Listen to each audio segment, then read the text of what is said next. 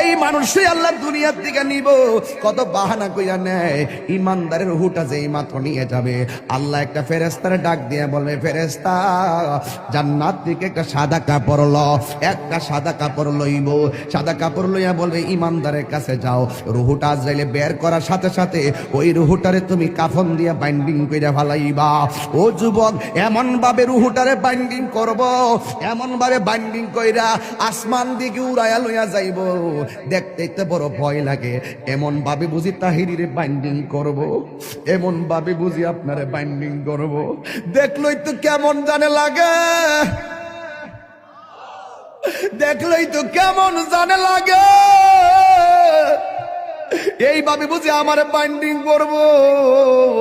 আল্লাহ বলে, আজরাইল, ও আজরাইল, রূহটা লো। আবার কো জান্নাতের ফেরেশতা, আমার ইমানদারের রূহটারে জান্নাতের সাদা কাপড় দিয়া বাইন্ডিং কইরা ফেলাইবি।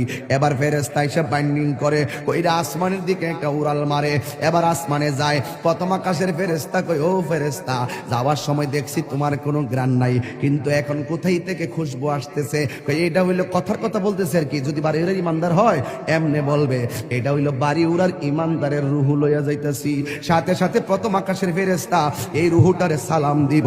এবার দ্বিতীয় আসমানে গেলে সালাম দিব, তৃতীয় আকাশে গেলেও সালাম দিব, চতুর্থ আকাশে গেলেও সালাম দিব, পঞ্চম আকাশে গেলেও সালাম দিব, ষষ্ঠ আকাশে গেলেও সালাম দিব, সপ্তম আকাশে গেলেও সালাম দিব রে বাবা।